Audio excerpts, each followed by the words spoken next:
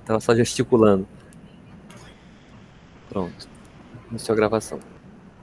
Podemos? Bom dia a todos, todas e todos. Eu sou o professor Raimundo Santos de Castro, sou professor do Instituto Federal de Educação, Ciência e Tecnologia do Maranhão. Coordenarei essa mesa com a presença da professora Cláudia Regina Flores, do professor Márcio Uriel Rodrigues, para discutir o currículo de matemática e... Só fechar aqui.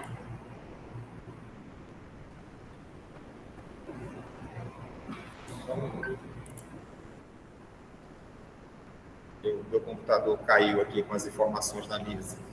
O outro. Se ele abrir de novo. Pronto. O título é Currículo e Ensino de Matemática em Tempos de Pandemia. Com os membros, a professora doutora Cláudia Regina Flores e o professor Márcio Uriel Rodrigues.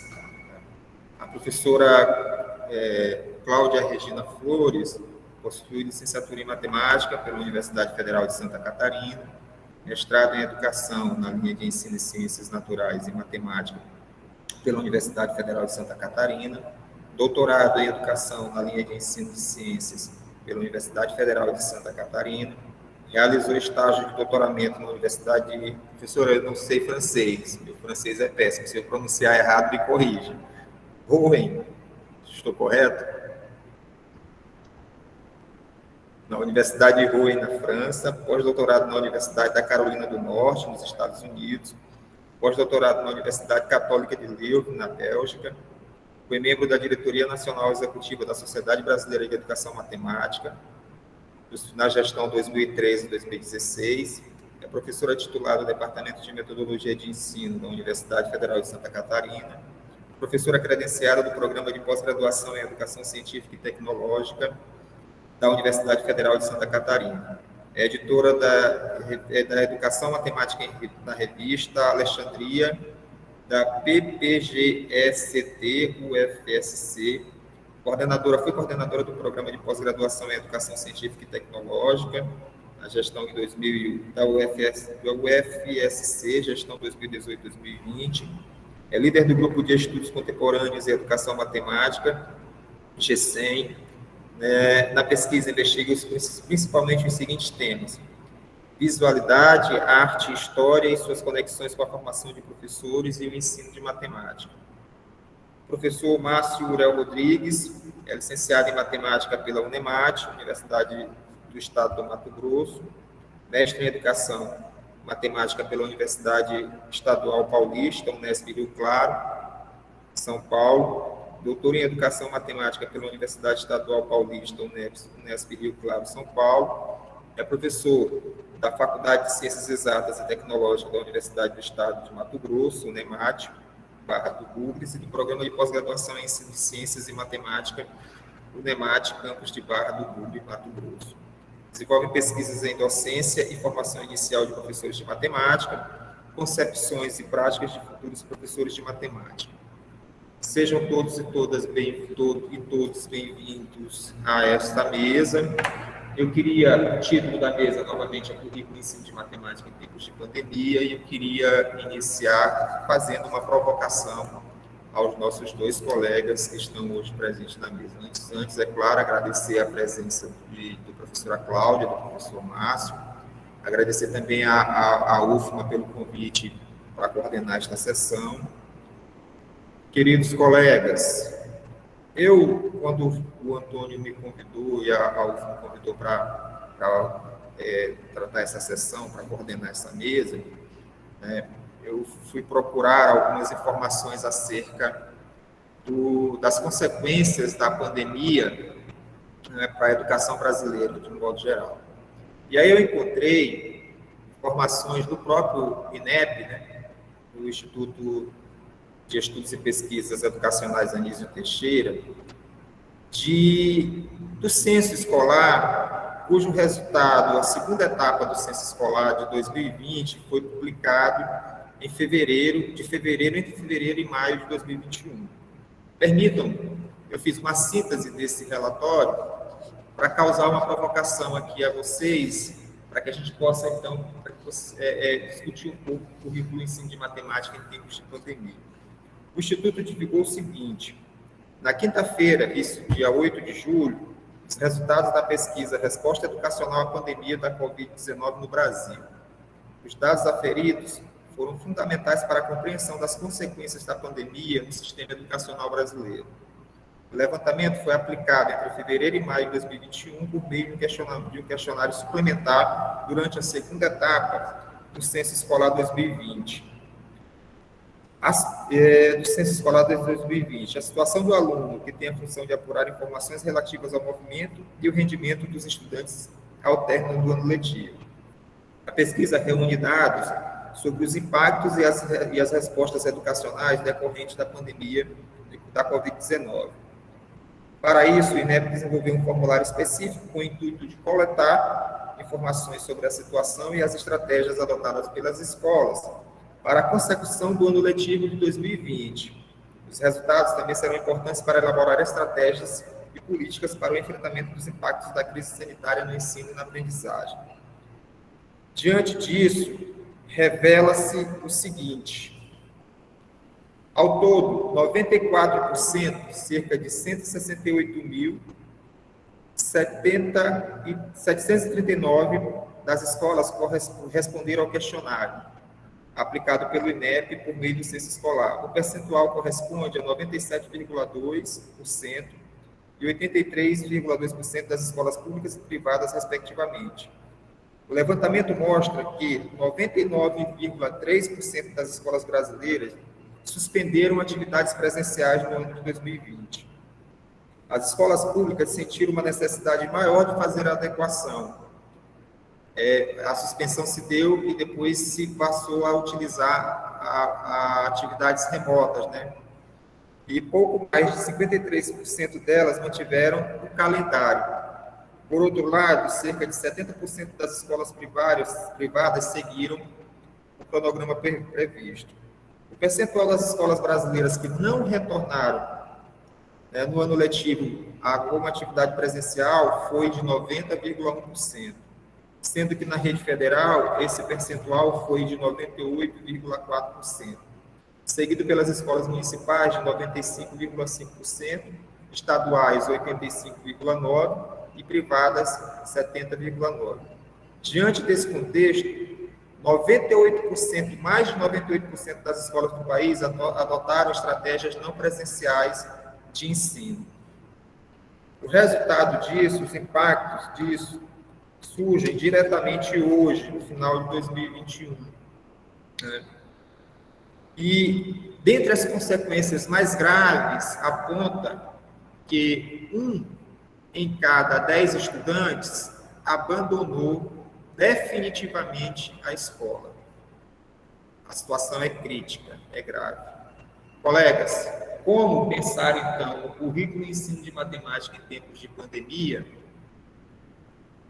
a toda essa situação e como fazer deste currículo a possibilidade, as discussões sobre esse currículo e o ensino de matemática na possibilidade de fazer o resgate desses alunos que abandonaram a educação, a escola, e de forma definitiva. Alguns dizem que não pretendem mais nem voltar. Como? O que podemos fazer? Fiquem à vontade.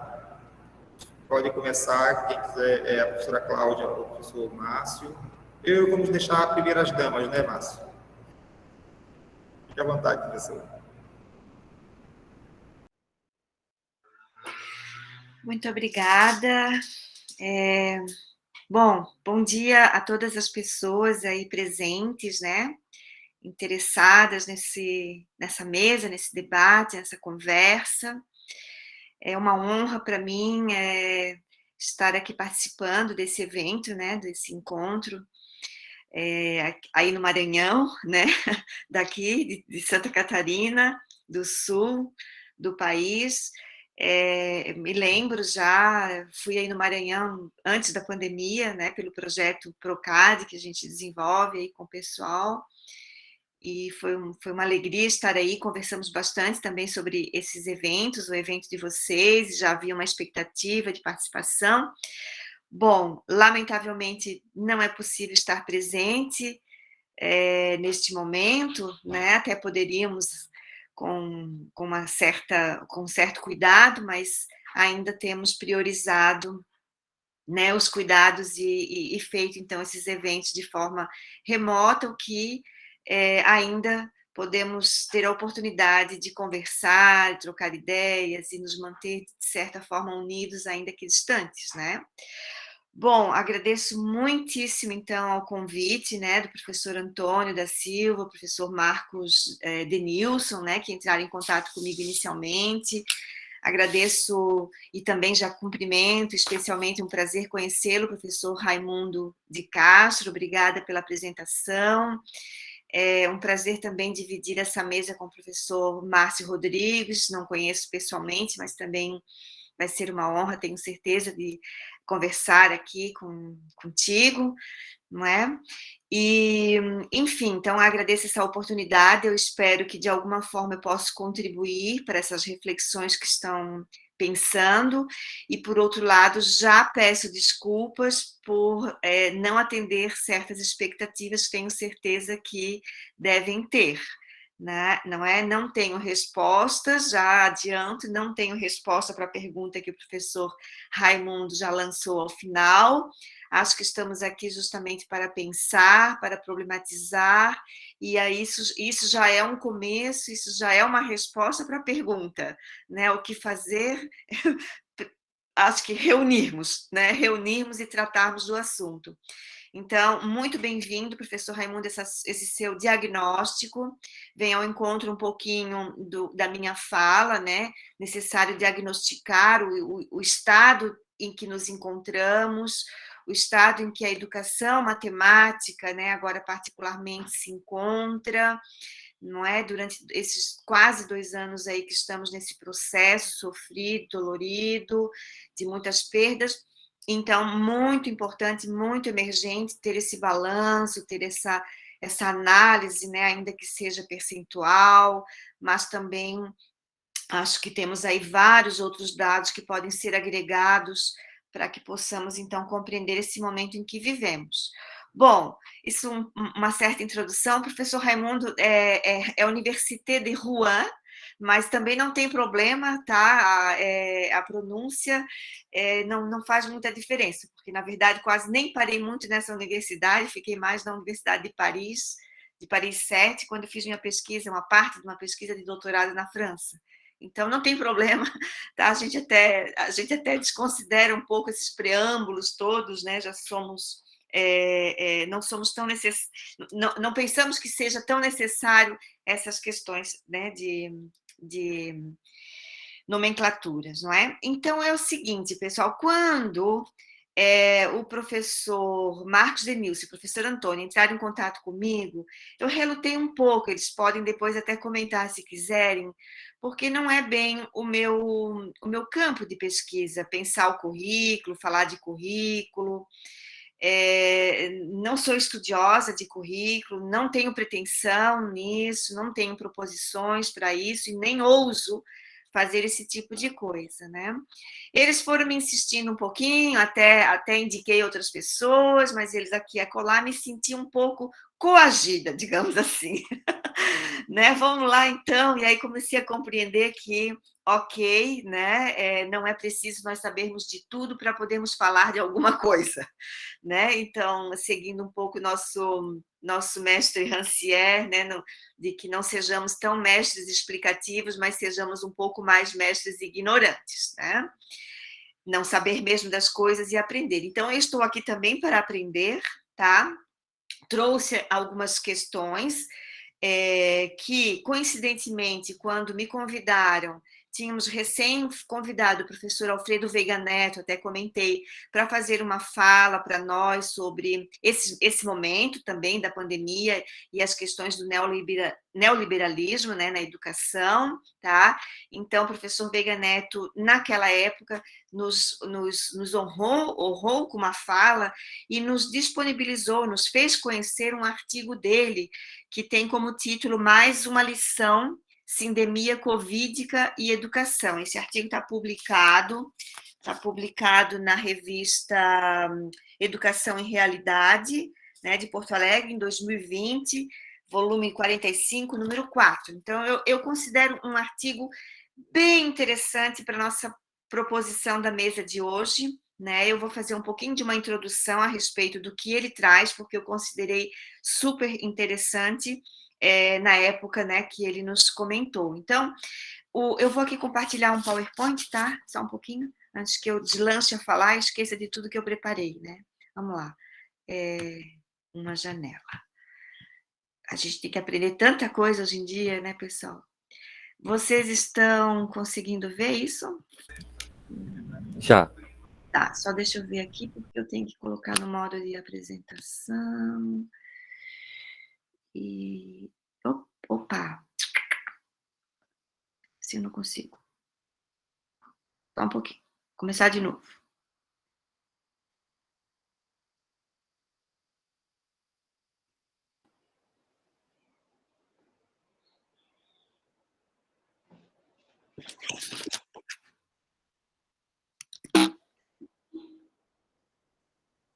Eu não estou mais enxergando o meu modo de apresentação no meu... Professora, só um momento. Aperta F5 no computador que ele vai para o modo de apresentação. A tecla F5. Acabei de fazer isso e ele não fez. Vou fazer de novo. Não. Não está dando. Bom. Professora, Oi. passe o cursor embaixo, verifique se porque o ícone é diferente. Tem modo de leitura, modo leitura. Ele não tá, ele escondeu tudinho para mim. Tô vendo que ele escondeu mesmo. Ele escondeu tudinho. É que eu tô num notebook super pequenininho, então, bom, vocês não se importam de ficar vendo assim? Tranquilo. Tá, então vamos lá. Para mim até melhor que eu vou seguir. Não vamos perder muito tempo com essas questõezinhas assim, tá? Então vamos lá. Então eu intitulei primeiro a minha fala como currículo e já adiantando que não sou expert nesse tema, né? E coloquei aqui algumas conexões com, né, o E, tá? Então, currículo, e experiência, e travessia, e arte, e educação, e matemática, tá? Então, são termos que eu tenho trabalhado, com exceção do currículo, né? Experiência, travessia, arte, educação, matemática, são termos que eu venho trabalhando. Então, o E, ele tem aí a intenção de potencializar esses termos para o currículo. Então, já que queremos pensar, né, nessa questão propriamente do currículo, tá? Então, eu vou trazer inicialmente o que o professor Veiga Neto traz nesse artigo, que eu comentei ainda há pouco, né? Ele logo começa o seu artigo trazendo essa frase, né, da Hannah Arendt, do livro dela, do texto dela, Entre o Passado e o Futuro, né, em que diz assim: toda crise é também uma porta aberta para a criação e a inovação. Bom, com isso, o que eu quero dizer já, né, de antemão? Quero adiantar que eu vou pensar isso tudo de uma forma, vou fazer uma torção, né, daquilo, de um pensamento muito negativo, de um pensamento muito de desastre, de decepção, ou de desconsolo, enfim, eu vou partir mais para uma positividade do que é que nós podemos fazer em momentos de crise, né? Então, isso me colocando junto com o professor Veiga Neto, né? Então, eu trago esse autor, né, Veiga Neto, para pensarmos junto com ele, né?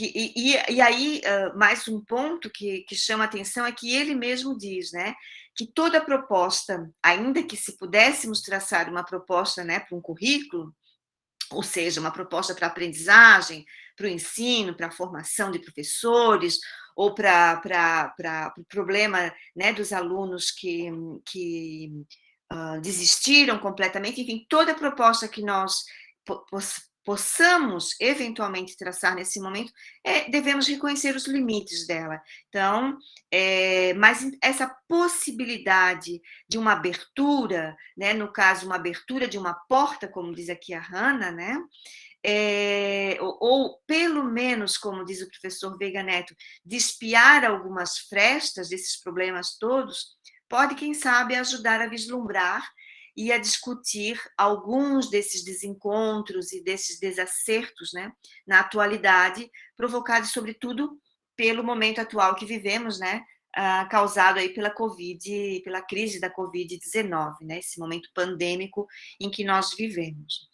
Bem, para o autor, então, Veiga Neto, antes de tudo, como eu também iniciei minha fala e agradeci ao professor Raimundo por esse breve diagnóstico que ele nos deu, é preciso realmente mapear o terreno, né? Descrever esses obstáculos que temos por diante, avaliar as dificuldades que trancam o nosso caminho, e para isso, então, ele fez um diagnóstico, né? Ele fez um diagnóstico do cenário sindêmico, que hoje nos cerca, e aí fica a sugestão de leitura dessa parte, porque não tenho, então, aqui a intenção, né? Eu não tenho todo esse arsenal de informações que poderia trazer para vocês nesse momento. Ele faz diferentemente do que o professor Raimundo fez, Veiga Neto, ele vai trazer uma análise dos termos, inclusive, muito interessante, tá? Bom, eu vou me centrar um pouco mais no que ele nos trouxe sobre o currículo, tá? Então, ele vai dizer que a proposição de um currículo, para ele, tem uma imagem com duas dimensões, um currículo, né, que passa por duas dimensões, a gnosiológica e a formativa. Então, aqui. Então, ele vai dizer que a dimensão gnosiológica é aquela onde estão os conteúdos, né, os conteúdos curriculares, as informações. Então, essa dimensão tão importante e necessária, mas que, por si só, elas não cumprem duas funções, do ponto de vista dele. Primeiro, seria ampliar articuladamente o repertório e servir para desenvolver operações mentais mais integradas e complexas, não é? E aí é onde ele acrescenta, então, uma dimensão que ele denomina de dimensão formativa, e onde estão incluído, né, a aprendizagem e o exercício de condutas éticas. E aqui eu chamo um pouco a atenção, porque aí é onde eu faço a conexão com os meus trabalhos também, né, que é uma formação, é uma dimensão, né, que está relacionada à formação daquilo que Michel Foucault, um dos autores que eu venho trabalhando já há algum tempo, chamou de governamentalidade, ou seja, o encontro ou a superfície, né, de contato entre o governamento que alguém exerce sobre si mesmo, o governamento que exerce sobre os outros, e esses outros exercem sobre esse alguém. Só um pouquinho. Bom, daí que, por essa dimensão, abre-se essa fresta, né, para dar ênfase a um tipo de formação que não está só se preparando sujeitos racionais e capazes de exercerem melhor um raciocínio lógico, por exemplo, ou compreender como a ciência funciona, o que é muito importante nos dias atuais, né, vista ao negacionismo todo que viemos passando, mas se está trabalhando a favor de formar as subjetividades mais capazes de se autogovernarem e bem governarem os outros. Isso é todo um entendimento, né, em respeito a esse termo, a esse conceito, né, essa palavra governamentalidade, com Michel Foucault. O Veiga Neto, ele diz assim, ao invés de simplesmente reduzir a educação científica ao ensino de ciências, é preciso enfatizar o caráter histórico-social, aproximativo, relacional, provisório e falível das práticas e correlatas teorizações científicas. Bom, chamo bastante atenção para essa passagem, porque é um dos pontos iluminados, digamos assim, nesse texto, né, do professor Veiga Neto, e que a mim é bastante caro. Então, ele acrescenta um pouquinho mais de informações a respeito disso, dizendo: é preciso trabalhar contra o senso comum e não dar os conhecimentos, saberes, práticas e os avanços científicos como tranquilos, como se estivessem desde sempre aí, acabados e à disposição de serem descobertos. Faço um parênteses aqui, me lembro muito do nosso mestre, o Biratã D'Ambrosio, né, falando sobre isso, né, que a matemática ela é uma ciência viva, né, ela é humana. Então, aqui, né, não é uma ciência ahistórica, não é um corpus de conhecimento ahistórico, é vida, é vivo. Então, continuando com a citação do professor Veiga Neto, é também não os dar como revelações divinas, né, e resultados imediatos, conseguidos por cientistas geniais e aplicados. Nunca será demais enfatizar o caráter temporal, social, coletivo e colaborativo das descobertas e invenções da ciência, como todas as suas convergências e divergências, acordos e desacordos, avanços e retrocessos, idas e vindas. Já faço também um parênteses aqui para defender o meu próprio pensamento. É aí onde eu acho que tanto história quanto filosofia são temas, são conhecimentos que podem contribuir para que possamos ter esse tipo de contato, né? Esse tipo de sensibilidade com a matemática. Pois bem, meu objetivo aqui nessa minha fala, né, vai ser bem mais modesto do que exatamente, como eu já falei, né, diagnosticar o nosso momento ou propor alguma coisa, né, ao currículo ou à educação matemática. O que eu pretendo trazer aqui nessa minha fala, então, hoje, são levantar algumas considerações, né, algumas experimentações que viemos fazendo no âmbito do grupo que eu lidero, que é o grupo de pesquisa em educação científica e tecnológica, no programa de pesquisa em educação científica e tecnológica. O nome do nosso grupo é o G100, Grupo de Estudos Contemporâneos e Educação Matemática. E aí, então, com o intuito de convidá-los a pensar se é possível uma educação matemática que afirme a vida. Quem sabe, talvez isso possa ajudar a responder um pouquinho a pergunta do professor Raimundo, de como trazer de volta, né, o interesse desses alunos de estarem na escola, de estarem aprendendo matemática, né? Bom, agora eu vou, então, trazer um outro autor para colocar junto conosco à mesa, que é o professor Jorge La Rosa, né? Então, o professor Jorge La Rosa, ao pensar a educação, ele vai nos falar que a educação ela tem sido normalmente pensada sob dois conjuntos de pares, né? Ciência e tecnologia, teoria e prática. Então, o primeiro, que remete a uma perspectiva bastante positiva e retificadora, né? E que remete muito mais à questão da eficácia e da avaliação, não é? Um segundo par, que é o da teoria e prática, e que está relacionado a uma perspectiva política e crítica.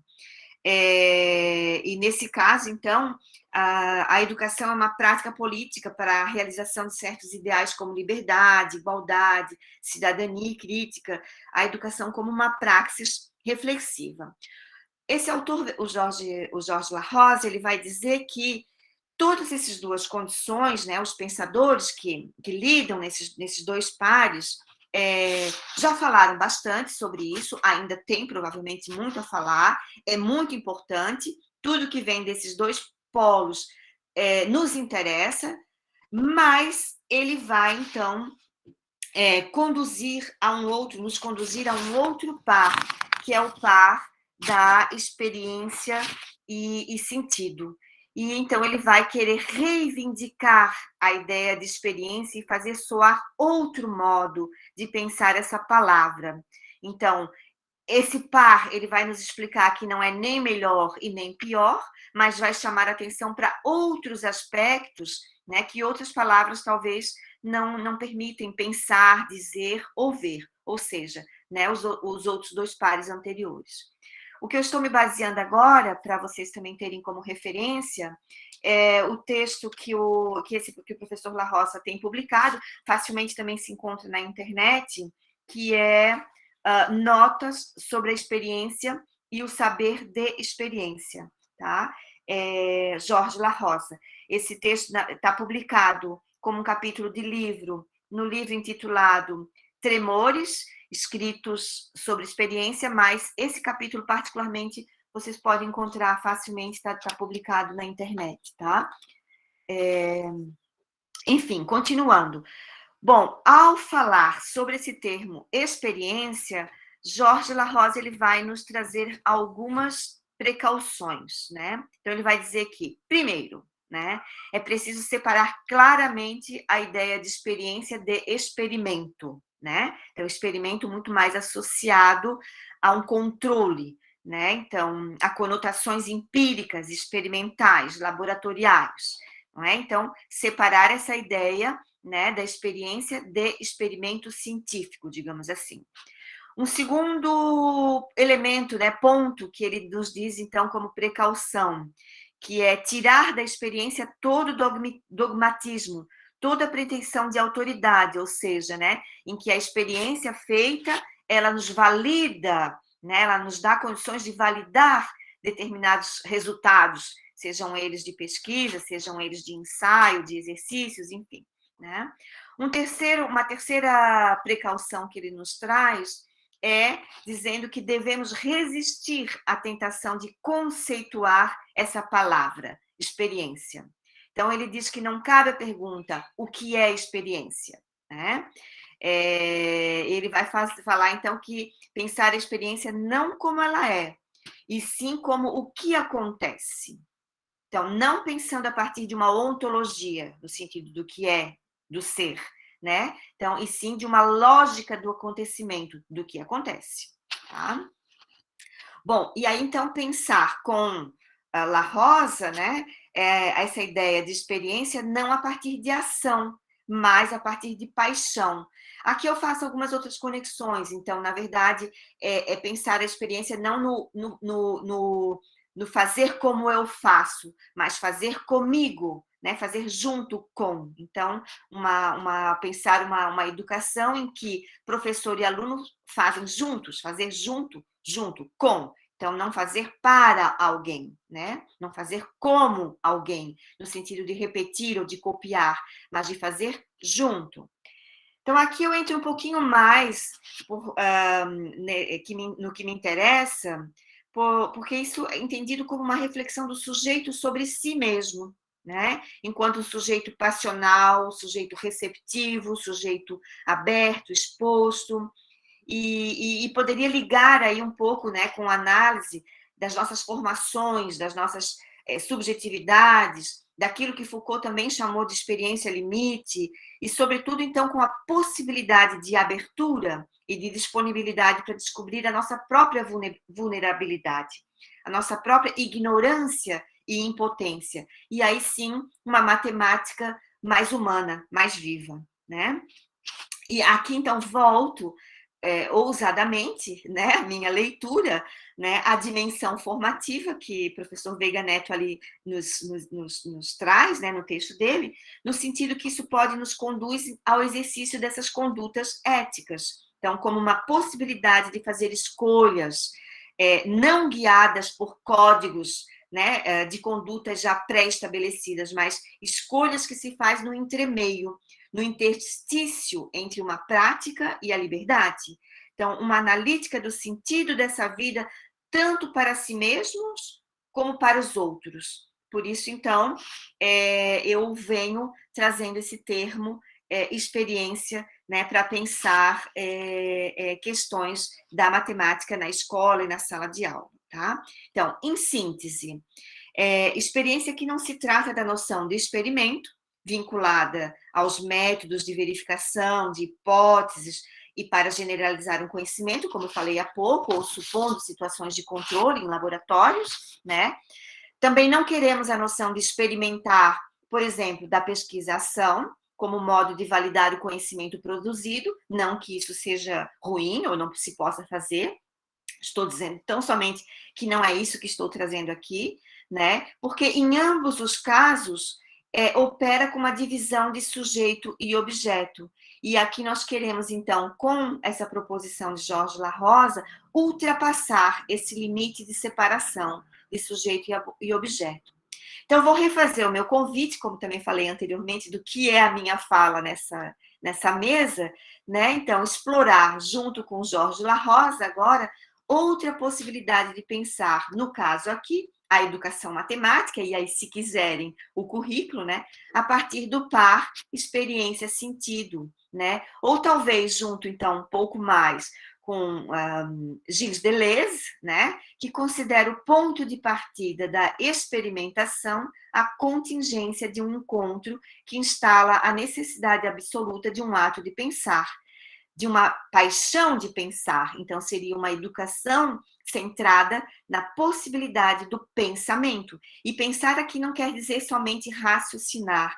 Pensar significa se enfrentar com problemas que sejam problemas comuns, né? E aí, no caso, problemas matemáticos ligados a situações que queiramos trazer. Bom, para ilustrar um pouquinho, talvez, isso, né, ou para trazer um pouquinho de provocação em relação a isso que eu tenho falando, eu separei duas questões que eu estou chamando de cena.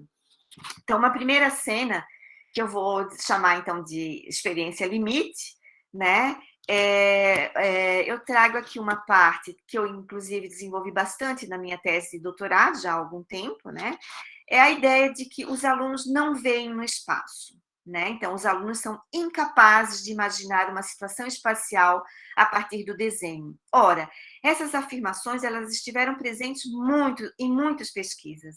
Elas estão presentes muito nas nossas falas. Eu mesma dei aula nas quintas séries, atualmente 6º ano, por muitos anos. Eu até digo que eu me doutorei, né, na 5ª série, atual 6º ano, e gostava muito de trabalhar com figuras geométricas, em trabalhar muito com a geometria, e eu mesma, né, me surpreendia como é que os alunos não conseguiam ver determinadas situações. E por isso eu fui pesquisar sobre isso e comecei a ver que não é a questão de que o aluno não sabe ver, ou que eles são incapazes de ver, ou que há aí algum problema, né? Então, eu comecei a ver que a ideia de pensar muito ligada ao funcionamento cognitivo poderia estar desarticulada a isso e poderia, então, pensar numa condição de estudo que viesse a pesquisar como que isso acontece, por que que isso acontece. Então, na investigação das dificuldades que o aluno tem em fazer corresponder um objeto do espaço com a sua representação plana, deslocar o problema e pensar, então, de que esse problema pode ser uma situação histórica, não é? Então, foi aonde eu venho chamando, né, que eu opero com um deslocamento de problema.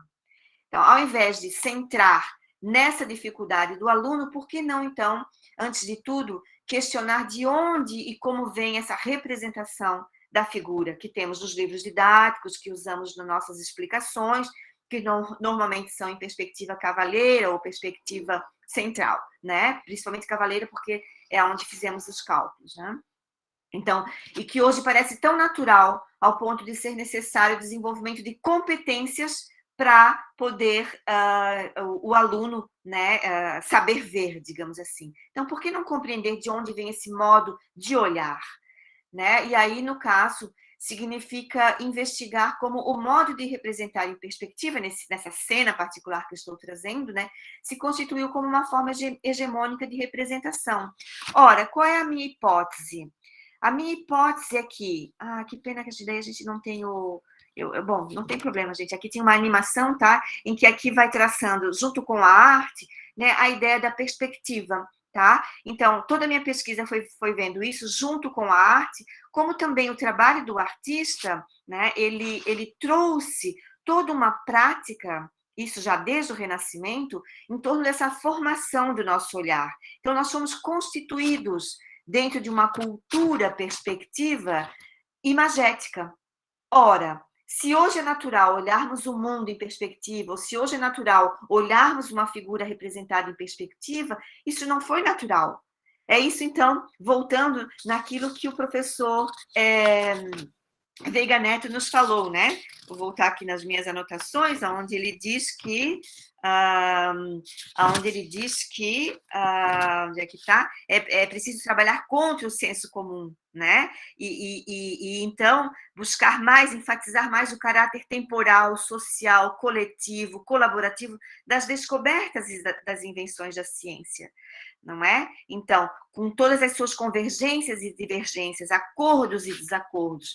Ora, será que achamos que toda essa teorização da perspectiva, todas as representações de figuras espaciais, figuras tridimensionais no plano é normal? Foi sempre tão calmo de se fazer isso? Não, né? Então, isso é só um exemplo, é uma cena que devemos levar em consideração. Não estou com isso querendo dizer que é isso que devemos ensinar, estou querendo dizer que devemos nos conscientizar desse processo da matemática, tá? Bom, vou trazer aqui, então, uma cena 2, tá? Que eu vou chamar de experiência sentido, tá? Para essa experiência sentido, eu vou passar um pequeno vídeo para vocês. Vou tirar esse, eu espero que depois eu consiga voltar. Na verdade, vou parar essa apresentação, fica mais fácil. E volto no vídeo. Vocês estão conseguindo me acompanhar bem, pessoal? Tudo ok, Bruna? Tá tudo ok? Sim, tá ok. Tá. Então, vou passar, vou aqui, então, no vídeo.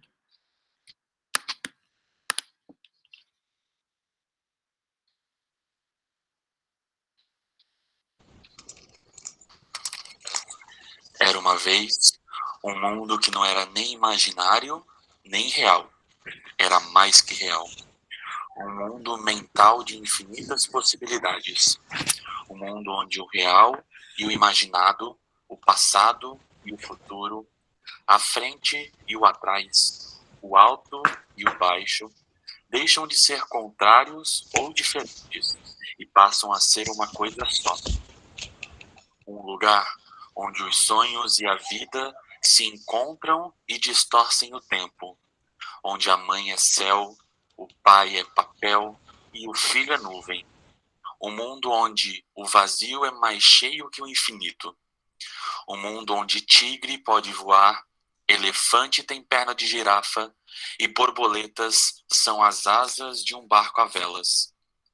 Era uma vez um mundo pintado à mão, com um pincel feito com pelo de bigode.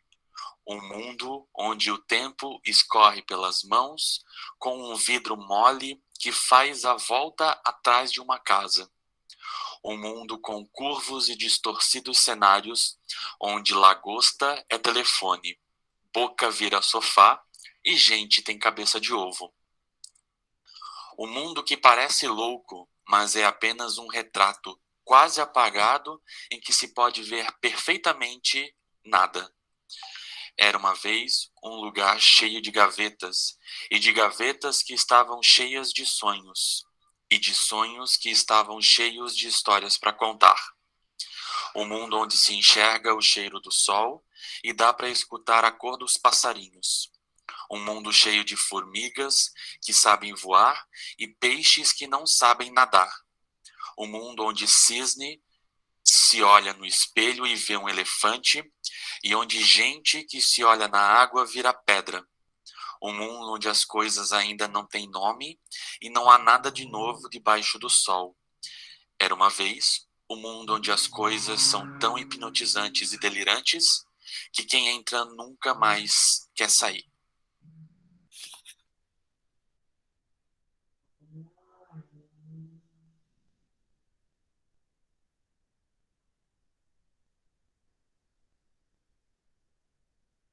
Já estou voltando, tá?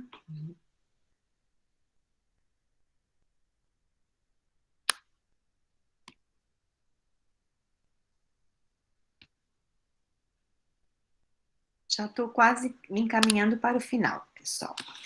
Então, com essa cena 2, o que eu quero chamar a atenção, na verdade, isso que vocês viram, então, desse vídeo, esse pequeno vídeo, é o resultado de uma pesquisa de iniciação científica, né, que no fim se transformou também em trabalho de conclusão de curso, realizado por uma aluna que eu orientei, a Jéssica Lins, e faz parte do rol de experimentações que temos feito no Colégio de Aplicação aqui da Universidade Federal de Santa Catarina, a UFSC, né, e em que temos trabalhado, então, com a arte e com essas questões do visual para provocar o pensamento matemático e falar de matemática, ou falar sobre matemática, entre outros elementos. No caso particular dessa pesquisa, o que nós chamamos atenção, né? Os alunos ficaram chocados com a possibilidade de representar, digamos assim, esse mundo imaginado em cima daquela caixa de papelão, daquela caixa de ovos, porque não havia possibilidade, né? Uma superfície difícil. Então, eles começaram a fazer muito um jogo em relação ao que é real, né? Então, aí o real tem a ver com a proporção, o real tem a ver com a forma, tem a ver com organização em método, tem a ver com a razão, com o modelo, tem a ver com a geometria euclidiana. No caso ali, nós estávamos trabalhando com uma geometria não euclidiana, que era aquela superfície, né, diferenciada. Então, o que viemos fazendo na escola é o que nós viemos chamando de lugares de experiência, que podemos chamar tanto de oficinas como de laboratórios. E aqui para fazer a diferenciação de que não são laboratórios científicos, como experimento, né? Mas um laboratório em que é um lugar para fazer uma performance, para criar essas experiências, tá? Então, as oficinas como um sistema experimental, né? Enfatizando a prática de fazer para chamar a atenção às coisas que acontecem no momento, no presente. Então, isso tem a ver com o acontecimento, que é a experiência que o professor Jorge La Rosa nos falou, né? Vou pular um pouquinho, então aqui fala mais um pouco sobre essas questões das oficinas, e como eu disse, então, são experiências que viemos desenvolvendo, né, nos quintos anos, aqui sim, quintos anos, né, do ensino fundamental do Colégio de Aplicação, tá? Bom, o que é que está em jogo nisso aqui, né? O que está em jogo é o conhecimento, né? Então, são coisas nessa oficina, coisas que se surrealizam, que se monstrualizam, que incomodam, que machucam o olho, machucam a memória de um corpo antes mais ajeitado. E aí onde a matemática, ela emerge, né? Ela emerge como um conhecimento que organiza. Então, é isso que nos coloca a pensar sobre matemática. Bom, me encaminhando para o fim da minha fala, né, seguindo o que o professor Raimundo nos pediu, para deixarmos um tempo para também conversarmos, eu deixo também a pergunta, né, no sentido de que, como pode, então, a educação matemática afirmar a vida, né? O que pode uma travessia num currículo de matemática? Todas essas duas experiências, né, todas essas duas cenas que eu mostrei, estão lidando com a ideia de travessia, né? Então, uma travessia em que não temos o intuito de ter um início, meio e fim, mas de trabalhar pelo meio, tá? Então, como pode, né, a educação matemática afirmar a vida? Obrigada a vocês, fico aberta, então, à continuidade da nossa mesa. Obrigada. Obrigado, professora. Obrigado, muito obrigado. Márcio, fique à vontade com as suas considerações. Depois a gente abre para alguns questionamentos, o pessoal mandando no chat, né? E aí a gente faz alguns questionamentos depois.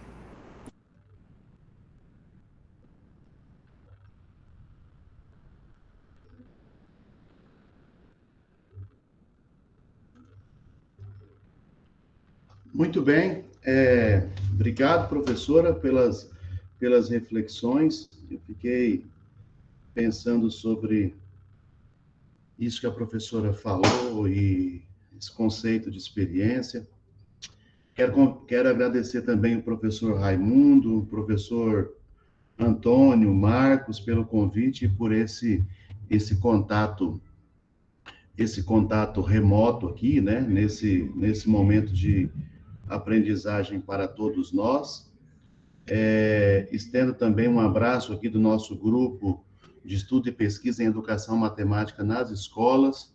Todas as ações que nós desenvolvemos aqui são para os professores das escolas, todos os orientandos são professores das escolas, todas as pesquisas são direcionadas no nosso grupo para os colegas e com os colegas das escolas. Então, o trabalho que nós procuramos desenvolver aqui no interior do Brasil, né? O Mato Grosso já é um estado grande territorialmente falando, mas em população não tanto, né? Mas nós estamos aqui no interior do Brasil e vocês estão aí lá no Maranhão, né? É uma alegria poder ter a oportunidade de externalizar com vocês algumas reflexões sobre uma temática tão importante como o currículo e o ensino de matemática em tempos de pandemia, né? Na verdade, eu penso que nós teríamos que refletir a respeito da seguinte questão: o que a pandemia mostrou para todos nós em relação às nossas práticas pedagógicas e, consequentemente, em relação ao currículo, em relação àquilo que nós ofertamos, daquilo que nós entendemos que é importante para a transformação da vida dos alunos, ou aquilo que é importante para que os alunos efetivamente desenvolvam as suas competências, as suas habilidades, o seu senso crítico, a sua autonomia, a sua curiosidade, a sua criatividade, que são competências fundamentais e que a educação matemática, principalmente no Brasil, tem propagado todos esses conceitos, né? A professora Flor levantou a mão, fica à vontade.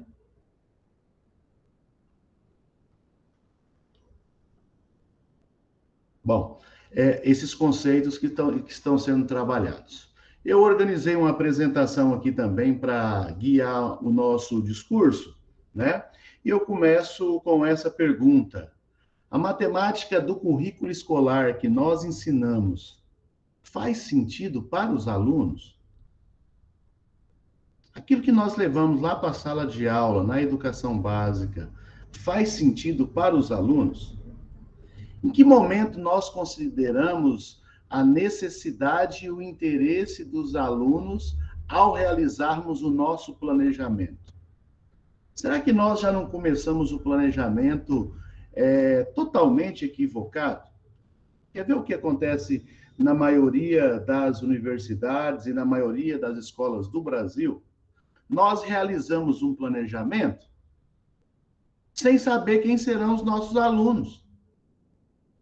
Se é na escola, nós temos uma semana de planejamento para o ano letivo, né? E aí depois nós realizamos todo o planejamento didático, curricular, fazemos as divisões. Digo isso porque nós estamos nas escolas, né? E eu trabalhei 12 anos nas escolas estaduais, e essa era a minha prática, a minha conduta. Todo o planejamento era feito sem conhecer os alunos. Se eu nem conheço os alunos, quanto mais saber quem são e qual é a necessidade daquele aluno, por exemplo. Se é um aluno de uma escola periférica, se é um aluno de um assentamento rural, se é um aluno indígena, se é um aluno quilombola. Como é que eu vou fazer um planejamento considerando toda essa questão heterogênea que eu nem considerei ao realizar o planejamento? Se eu não considero quem é o meu aluno, se eu não sei quem é o meu aluno, será que aquele meu planejamento vai fazer algum sentido para ele? Talvez faça sentido para mim, né? Mas será que faz sentido para ele? Essa é uma interrogação que nós temos que pensar quando nós vamos planejar o ano. Uma outra questão de início que eu colocaria é: por que nós ainda ensinamos determinados conteúdos de matemática no ensino fundamental e médio? Qual é a justificativa que nós emitimos para os nossos alunos para ensinar determinados conteúdos que pouco desenvolvem as habilidades e as competências deles? Que priorizam a memorização, que priorizam a repetição, em detrimento da compreensão e da produção de significados pelos próprios alunos, né? Eu gosto muito de citar o falecido professor Rômulo, que ele dizia: só faz sentido para os alunos, só produzem significado se aquilo que foi emitido para eles fizer algum sentido. Fizer algum sentido. Se aquilo que eu estou ensinando para o meu aluno faz sentido para ele, a possibilidade dele atribuir significado e as relações entre o conhecimento novo com o conhecimento anterior ou o conhecimento prévio é maior. E ao atribuir significado, ao produzir, né, era o termo que ele usava, produzir significado, consequentemente o meu aluno aprende. Então, a premissa inicial é: aquilo que eu levo para o meu aluno, que eu entendo ser importante, precisa fazer sentido, porque se não fizer sentido, o aluno não vai produzir significado e não produzindo significado, consequentemente, a aprendizagem dele vai ficar deficitária. Então, nós olhamos os livros didáticos, nós olhamos como que é distribuídos os conteúdos em cada um dos bimestres, trimestres ou semestres, e aí nós concluímos que muitos daqueles conteúdos que estão contidos em uma matriz curricular, por exemplo, não tem conectividade nenhuma com a atuação, com a vivência, com a realidade, com o contexto daqueles alunos. Então, nós precisamos pensar a respeito dessas questões, e todo o meu discurso aqui vai ser direcionado para a educação básica. E eu parto dessa premissa, que é do Malbatarran, né, do professor Júlio César de Mello, em um dos seus livros, que ele dizia que o aprendizado só acontece de forma plena quando o que é estudado nos interessa. Assim é com os adultos, com os jovens e mais ainda com as crianças. É assim que está acontecendo nesse mundo com a pandemia. Você pode fazer uma aula de 60 minutos com presença, com lista de presença, o aluno colocar o nome, a cidade lá no formulário. Só que se aquilo não tiver conectividade com o interesse do participante, o participante sai. Acontece isso conosco. Se a gente vai numa missa ou numa igreja, se a mensagem ali, se a pregação estiver chata, a gente vai tomar água, a gente arruma desculpa para ir no banheiro. Por quê? Porque aquilo ali não está interessante do ponto de vista de aprendizagem. E aí entra, por que eu tenho que aprender isso, professor? Quem nunca escutou essa pergunta de algum aluno? Por que cargas d'água eu preciso aprender expressões numéricas gigantescas? Só para me entender a ordem das operações? Então, nós precisamos pensar a respeito disso. Conosco, pessoas adultas, pessoas com a maturidade mais elevada, do ponto de vista da racionalidade. Aquilo que não nos interessa, nós não damos tanta moral. Imagina com as crianças ficarem sentadas 4 horas escutando um professor falar um monte de coisas ali, sem envolvê-las no processo para desenvolver o protagonismo delas. E aí nós pensamos, olha, nós queremos que as crianças desenvolvam um protagonismo, né? O Paulo levantou a mão, fica à vontade, Paulo. Tá. Bom dia, professor. Bom dia. Essa abordagem, professor, ela já vem de uns tempos atrás, né? Tem até um psicólogo, acho que é psicólogo da educação, David Ausubel, que ele fala da aprendizagem significativa. Dá para ouvir aí? Né? Ele fala disso, de ancorar essa aprendizagem, que ela seja significativa para o aluno. Acontece que muitas vezes também é difícil, na formação do professor, ele compreender isso. Acho que há também uma falha na formação do professor, para ele compreender isso, que às vezes ele se atrela muito ao que vem lá da secretaria, aqueles planejamentos já prontos, digamos assim, né? E ele não se atenta para isso. Eu acho muito pertinente a sua fala, viu? E concordo plenamente com ela. Exato. Paulo, eu entendo a sua preocupação, e quer ver um exemplo muito simples? Todos nós ensinamos média aritmética na escola. Só que veio a pandemia e falou assim, ó, muito mais importante que vocês saberem média aritmética é vocês saberem média móvel, dos casos da Covid, por exemplo, e outros conceitos, outros índices, outras coisas. E aí a modelagem matemática, ela se sobressaiu nesse processo todo, né? Usando a matemática para compreender, para prever, para diagnosticar. Todas essas coisas que a pandemia nos mostrou, que muitas vezes daquilo que o Biratã sempre gritou, né? Sempre gritou, olha, a matemática que muitas vezes é ensinada nas escolas é uma matemática que dói. D de desinteressante, O de obsoleta e I de inútil. Não tem utilidade nenhuma. É obsoleta porque o professor, às vezes, usa um único método, uma única abordagem. E é desinteressante. É desinteressante. Por quê? Porque o aluno não vê sentido naquilo. Quando o Biratã está falando que a matemática, que muitas vezes é ensinada nas escolas, e principalmente nas universidades, não faz sentido para quem está ali formando, para quem está ali estudando. Então, às vezes, nós pensamos, olha, o meu aluno não se interessa, não se envolve na aula de matemática. Você já se perguntou para ele se aquilo que você está ensinando faz sentido?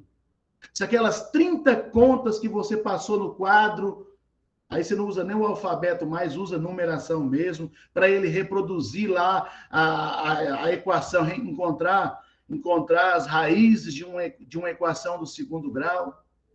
Você explicou, fez 2 exemplos, aí você teve a pachorra de colocar 30 questões somente para ele reproduzir.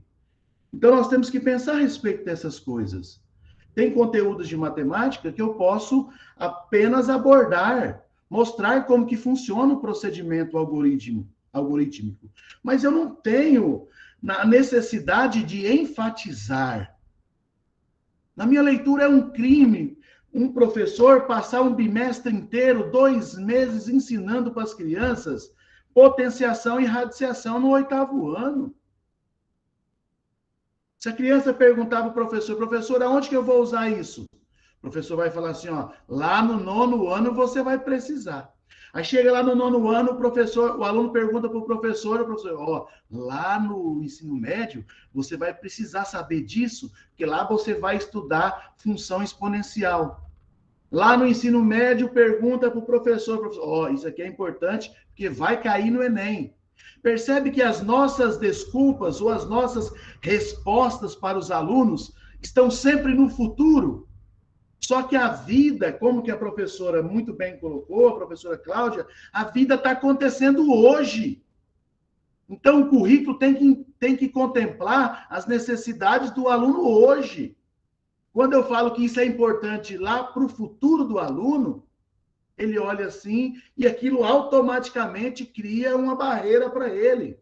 Porque ele faz aquilo de forma... porque tem uma autoridade dizendo para ele fazer. E a consequência todos nós sabemos. A consequência todos nós sabemos. Os indicadores de educação estão dizendo aí. Então, eu quero, de maneira bem rápida, colocar algumas questões em relação ao currículo e à BNCC, né? É importante nós entendermos, e tem gente que até hoje não entendeu, que a BNCC, a Base Nacional Comum Curricular, ela não é o currículo. São coisas diferentes. A base é uma coisa, o currículo é outra coisa. Olha o que a LDB em 96 já dizia. As competências e diretrizes são comuns. Os currículos são diversos. E aqui nós entendemos a primeira coisa nessa manhã, da minha fala. As competências e diretrizes são comuns. O que a base propõe é comum. É para garantir as aprendizagens essenciais para qualquer criança, para qualquer estudante na fase que ele está. Agora, o currículo é de responsabilidade da escola, da rede municipal ou estadual ou federal, do município ou do estado. Então, o currículo deve ser elaborado considerando as normativas contidas na Base Nacional Comum Curricular. No entanto, cada escola, cada professor, cada rede educacional tem autonomia para elaborar o seu próprio currículo, considerando o quê? Considerando aquilo que a própria base coloca, né? A diversidade que existe entre uma escola, de uma escola para outra, né? Os sistemas e redes de ensino devem construir currículos. Então, quem constrói o currículo não é a BNCC. Às vezes eu vejo muitas críticas com a BNCC e, efetivamente, a BNCC tem algumas lacunas, né? Possui algumas lacunas que precisam ser estudadas, pesquisadas para aperfeiçoar. Mas esse é o documento que tem aí. Mas quando eu foco na base e não no currículo, eu estou colocando uma responsabilidade para algo que não é de responsabilidade. Não é responsável por aquilo. A responsabilidade é do professor, é da escola, é da rede, que está ali de frente para o aluno. Como eu sempre digo, lá no chão da escola, quem está no chão da escola é quem tem efetivamente a responsabilidade de transformar a vida daquelas crianças, e não do professor, doutor que está na universidade. Eu sempre digo, nós da universidade, nós temos conhecimento, nós temos a parte teórica, mas nós não temos credibilidade para dizer o que o professor tem que fazer na escola. Nós não temos essa credibilidade se nós não estivermos lá na escola. É como se nós tivéssemos situações onde a pessoa fala muito daquilo que ela não vive. Daquilo que ela não vive. E é importante nós termos essa constatação que a relação entre o professor da universidade e o professor da escola precisa acontecer de uma maneira horizontal e não de uma maneira vertical. O professor da universidade diz o que tem que fazer. Para o professor da escola, não. O professor da universidade com o professor da escola discutem. E, ao discutir, ambos aprendem. Porque o professor da escola vai ter uma compreensão mais aprofundada, porque o da universidade vai trazer esses aspectos teóricos, e o professor da universidade vai pegar os aspectos mais práticos do que está acontecendo na escola para repensar os seus processos de elaboração de teorias e artigos e dissertações e teses. É simples assim. Então, a base não é currículo. Os currículos são os caminhos. A base é o rumo. O que eu quero que o meu aluno aprenda. Então, é de responsabilidade das escolas, dos professores, elaborar um currículo que favoreça a aprendizagem dos seus alunos, no contexto que eles estão. Por quê? Porque a própria base coloca que aprender é um direito de todos os estudantes. E, principalmente em matemática, não só aqueles que têm um desenvolvimento cognitivo favorável, mas sim de todos os estudantes, né? A BNCC reconhece a aprendizagem como um direito para os alunos. E olha o que ela coloca como foco do conhecimento matemático. Conhecimento matemático é necessário para todos os alunos da educação básica, seja por sua grande aplicação na sociedade contemporânea, seja pelas suas potencialidades na formação de cidadãos críticos, cientes de suas responsabilidades sociais. Se nós pegarmos as 8 competências e 247 habilidades de matemática para o ensino fundamental, 5 competências e 45 habilidades específicas de matemática para o ensino médio, e falasse assim, olha, tire um termo disso daí. Qual que é a essência para a área de matemática colocada na Base Nacional Comum Curricular? Eu colocaria o termo contextualização. Para mim, o termo contextualização é o termo mais forte da BNCC. Trabalhar uma matemática contextualizada, uma matemática que faça sentido para as crianças. Então, contextualizar os conteúdos dados em sala de aula de forma que os alunos apliquem os conhecimentos adquiridos em seu cotidiano fora da escola. Ou seja, trazer o que o aluno encontra lá no cotidiano, no dia a dia, etc. Né? Agora, eu encontrei essa referência, nosso grupo tem estudado bastante a respeito disso. Olha que citação bacana. Numa época em que o ritmo de produção do conhecimento e sua multiplicação são vertiginosos, não faz mais sentido insistir na transmissão de conteúdos estanques, ultrapassados e deslocados da realidade. Então, volto no segundo questionamento. Por que nós insistimos em continuar ensinando determinados conteúdos? E aí vem o Biratã, que já falava isso desde 2001, ele falava assim, os conteúdos tradicionais terão importância secundária. O que nós estamos vivenciando e agora podemos extrair da lição, é que efetivamente muitos dos conteúdos que nós ensinamos e repassamos para os alunos das escolas, eles têm uma importância secundária. Agora, talvez, isso possa soar de uma maneira mais forte. Por quê? Porque a matemática que nós precisamos ensinar precisa ser uma matemática contextualizada. Agora, para mim considerar a matemática de uma maneira contextualizada, eu tenho que aceitar essa premissa do Biratã. Romper alguma coisa forte da minha formação, da matemática ocidental. Eu preciso romper isso. Se eu não entender que existem N matemáticas no plural, nada disso que nós estamos dialogando aqui, para respeitar a individualidade dos alunos, para considerar o interesse deles, nada disso vai fazer sentido. Cada aluno tem o seu próprio ritmo de aprendizagem e cada aluno, nós podemos usar a matemática para desenvolver habilidades dessa gama de alunos que nós temos. Porque a sala de aula é um lugar de encontro de alunos com diferentes culturas. Então, devemos considerar que existem diferentes matemáticas. Então, a primeira premissa essencial para nós ensinarmos a matemática de uma maneira contextualizada é considerar que existem diferentes matemáticas, ou seja, matemática no plural, e não reproduzir aquela matemática ocidental, aquela matemática que só tem o certo ou errado, aquela matemática que é exata, essas dualidades que as pesquisas já mostram, né? Como professores que ensinamos matemática, necessitamos considerar esse fato. Porque senão podemos deslegitimar ou silenciar os saberes matemáticos de fora da escola. É exatamente o que a BNCC está dizendo. Considerar os saberes que os alunos trazem de fora para a escola, para melhorar a nossa vivência democrática. Agora, aqui algumas questões para nós simplesmente pensarmos de forma bem rápida. Afinal, quais matemáticas devemos ensinar na escola?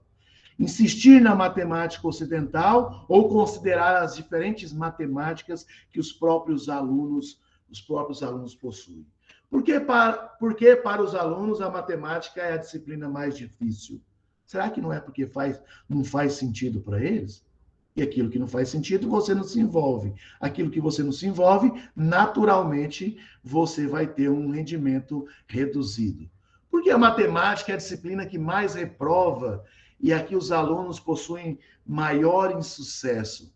As nossas aulas de matemática proporcionam prazer ou ódio para os alunos da educação básica. Aí eu estendo para a escola, para a universidade. Quantos minutos levam para os alunos saírem da escola? Se o sinal bate 11 horas ou meio-dia, será que os alunos ficam ali mais 5 minutos, 10 minutos? Ou será que os alunos, em menos de 60 segundos, esvaziam as salas de aula e as escolas? Será que a nossa sala de aula está sendo um lugar bacana de estar, um lugar prazeroso, ou é um lugar tremendo, um lugar de motivação nula? Nós precisamos pensar a respeito dessas coisas. Porque o ensino de matemática é desinteressante, obsoleto e inútil em sala de aula. E aí vem essa doutora, que eu achei muito bacana, essa doutora espanhola, que foi utilizada, inclusive, por muitos bolsonaristas, né? Quando ela fez essa afirmação: eu sou doutora em matemática, mas não sei dividir com 3 dígitos, nem calcular raiz quadrada à mão, né? Aí eu fui lá e peguei essa imagem. Qual é a necessidade hoje de fazer uma aberração dessa com crianças? Traumatizar as crianças. E o pior não é isso. O pior é o professor ensinar o algoritmo e depois passar uma lista extensa de exercícios, que é duramente criticada pelo querido professor Oli, né? Na vida real, quem faz uma divisão com 2 ou 3 dígitos? Para quê? Você tem calculadora, você tem diversos aplicativos aí no celular, no smartphone. Eu acho que se nós considerássemos isso, professora Cláudia, professor Raimundo, olha, na vida real, isso que eu vou ensinar para o meu aluno, tem algum sentido? Faz parte? Talvez essa fosse a premissa para quando nós fôssemos pensar no planejamento, pensar na organização da matriz curricular ou da cronologia dos conteúdos a serem trabalhados. E aí ela fecha e diz, olha, o bom da matemática é pensar, fazer algo que as máquinas não sabem fazer, que é desenvolver competências, habilidades e outros aspectos tão importantes. Olha que loucura! Olha que o Malbatarran colocava lá em um dos livros pedagógicos dele, ó, é um crime, porém, atormentar o aluno com teorias inúteis, difíceis ou trabalhosas. Isso só cansa o estímulo do aluno a aprender matemática. Ah, por que o meu aluno está desinteressado? Porque você passa uns troços desses para ele, ué. E enche o tempo útil dele, ué. Esses dias eu peguei uma avaliação da minha filha que está no 4º ano. A professora passou 10 questões. 9 eram exercícios repetitivos e tinha uma situaçãozinha, problema lá. Sabe qual foi a única questão que ela pensou um pouquinho? A situação problema. A situação problema. Então, muitas vezes nós atormentamos os nossos alunos enfatizando coisas dessa maneira. Então, por que muitas vezes priorizamos no ensino de matemática a repetição e a memorização de exercícios, né? Repetir exercícios sem reflexão não leva à aprendizagem, assim como ficar quieto só ouvindo o professor falar. E aí o Biratã, já indo para a parte final, né? O Biratã coloca que aqueles professores que são meros repetidores de matéria e cobradores do aprendizado da matéria lecionada, não têm condições de competir com seus colegas eletrônicos. E é verdade. Coloca aí no YouTube, função logarítmica. Você vai encontrar mais de 5.000 aulas. Professores ensinando logaritmo, ensinando as técnicas de forma entusiasmada, ensinando os conteúdos por meio de resolução de problemas, de diversas maneiras. E o professor fica lá, passando a matéria no quadro. Então, não tem condições de nós competirmos com os nossos colegas eletrônicos. E aqui vai uma dica. Os colegas eletrônicos, os professores esses do YouTube, do Facebook, que disponibilizam as coisas, precisam ser parceiros do professor. O professor usar o espaço da sala de aula como um espaço útil de discussão, de diálogo. Para quê? Para que o aluno possa externalizar as suas compreensões. E ao externalizar as suas compreensões, o professor detectar em que ponto da aprendizagem está aqueles alunos. Agora, infelizmente, até hoje, existem muitos professores que só consideram o procedimento que ele ensinou aquele determinado conceito, e não o caminho que o aluno foi, né? Indo para frente, em relação aos sentidos dos conteúdos, tentam se justificar as deficiências da educação atribuindo-se culpas, mas não tocando no essencial, que é a obsolescência do modelo escolar e dos conteúdos. Então, enquanto o sistema educacional brasileiro, enquanto a escola, enquanto os professores não se questionar em relação a determinados conteúdos, o sentido e o significado daquilo, as coisas não mudam, né? E o Biratã fala que professores que têm esse tipo de prática estão com os dias contados, né? Que possivelmente poderá ser substituído por professores. O Biratã também, ele critica essa questão da linearidade e o caráter propedêutico da organização curricular. O que você vai aprender hoje vai ser importante para o próximo ano e assim consequentemente. Então, a linearidade dos conteúdos é fortemente enraizada no meio educacional, talvez pelo fato de ser apresentada nesse formato nas diretrizes curriculares. Então, uma coisa que eu falo, né, e que eu defendo com base no Biratã, é que nós precisamos romper com essa linearidade dos conteúdos de matemática. E aí tem a investigação matemática, tem a resolução de problemas, tem o trabalho por projetos, tem a modelagem matemática, que podem trabalhar situações não matemáticas para quê? Para desenvolver não um conteúdo de matemática, mas várias noções, vários conceitos, né? Pessoal, eu teria muitas outras coisas para passar para vocês, né? Mas por causa do tempo e sobrar um pouquinho para nós dialogarmos, eu quero fechar com essas duas citações. O currículo de matemática deve ter por base os conhecimentos que os alunos trazem de fora para dentro da escola. Este conhecimento matemático deve ser desenvolvido a partir da própria experiência de vida dos alunos.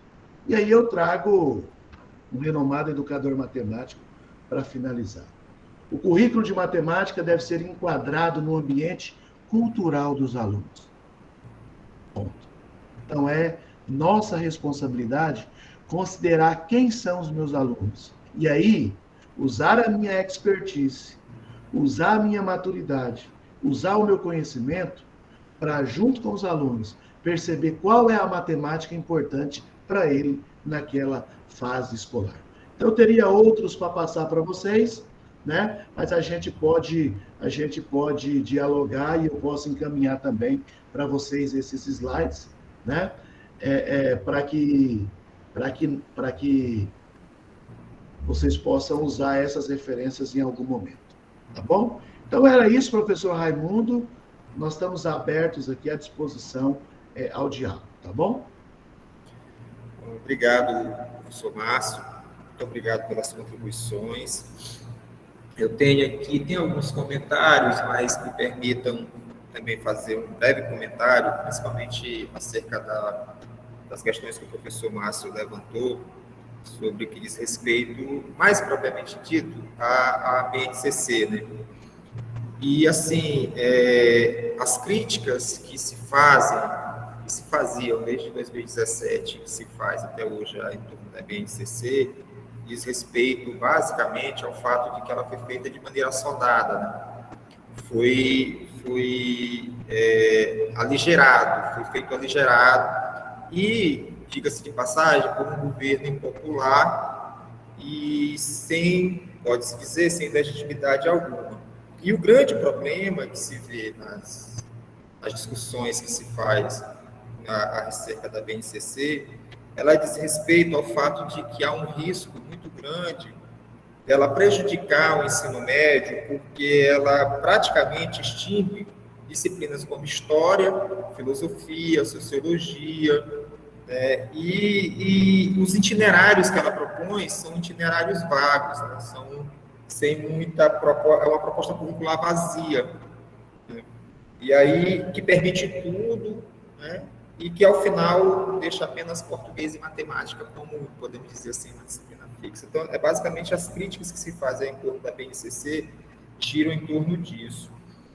Mas era apenas um comentário acerca da BNCC que o professor Márcio colocou. Eu vi vocês falando em educação matemática, né? E eu anotei aqui alguns termos que os dois usaram durante as falas, e aí depois eu vou remeter a alguns comentários. Foi falado experiências, sentidos, significados, processos, aprendizagem, ensino, direito à aprendizagem, né?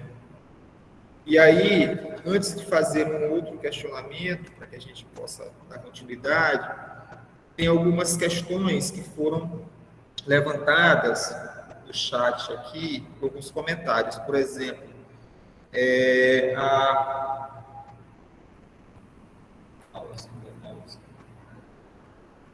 a Flor de Cássia, ela comentou o seguinte: é uma alegria participar e aprender. Sou professora da rede municipal da modalidade EJA em São Luís, Maranhão. O Paulo Silva fez o seguinte questionamento, aí eu vou pedir para vocês anotarem, porque tem outras coisas, né? Ele diz assim: de que forma elaborar um currículo da forma que contemple o aluno de forma integral? Aí tem alguns comentários da Ariadna, concordo com tudo que foi apresentado, tiro por mim como exemplo, me identifico muito mais com disciplinas que me fazem pensar, questionar o mundo em minha volta do que disciplinas de cálculo. Parabéns, Cláudia e Uriel, pelas falas. As falas de vocês me fizeram refletir aqui sobre o papel do currículo de matemática, ainda muito preocupado com o saber específico da área e menos com a construção de saberes escolares, históricos, culturais, sociais e experienciais.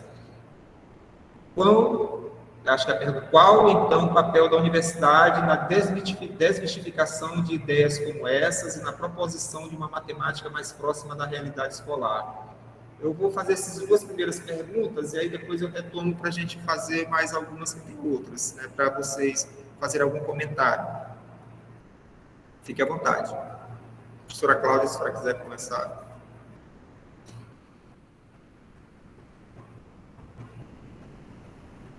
Então, estou lendo aqui as perguntas no chat, né, professor Raimundo? Né?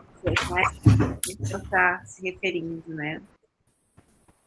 Agradeço aí o pessoal, então, que vem colocando essas perguntas, né? Paulo, a sua pergunta bastante provocativa. Para a gente, de que forma, né, elaborar um currículo que contemple essa questão integral do aluno, né? Como eu falei no início, por isso que eu digo bastante provocativa, porque, como eu falei no início, não teria uma resposta pronta para esse tipo de questão, né? E vou muito ao encontro do que o professor Márcio falou, no sentido de que o currículo ele pode ser um conjunto de conteúdos a serem abordados, mas o currículo ele é feito mesmo na sala de aula, né, com grupos de professores. Então, eu acho que essa integralidade está um pouco também associado com o que o professor Veiga Neto fala na dimensão formativa, né? Quando ele fala da dimensão gnosiológica, que são os conteúdos em si, e agregado a essa dimensão formativa, está querendo um pouco dizer sobre isso. E aí, eu acho que teria que se pensar um currículo, né? Ou se pensar em proposições curriculares que pudessem agregar não os currículos, não os conteúdos isoladamente, né? E também não só a matemática hegemônica, que é a matemática ocidental. O professor Márcio fez bastante alusão, lembrança, professor do Bidatã, né? de outras matemáticas. Então, como integrar isso? Poderia ser integrado sensibilização, né, dos estados, do próprio professor dentro também da escola, da sala de aula, né? Então, não há como pensar sempre em receitas que venham de cima para serem aplicadas em escola, não é? Então, é na escola, é no chão da sala de aula que nós fazemos isso. Então, acho que os movimentos, não querendo dizer, é o professor que tem que fazer, né? Mas não aceitando que isso venha de cima e realmente trabalhando com a proposição de que nós possamos fazer. Eu tenho trabalhado muito com uma ideia de resistência, no sentido de que, ok, é esse o currículo que veio, o professor Márcio também apresentou a BNCC, ok, é isso que nos vem, muito bem, então o que nós podemos fazer com isso? Então, é a torção, né, é fazer de outro modo aquilo que nos é colocado.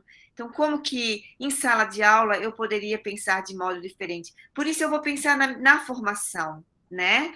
Então, vou pensar na minha formação, na formação do professor, né? Então, nos aspectos históricos, filosóficos, nessa associação com a arte,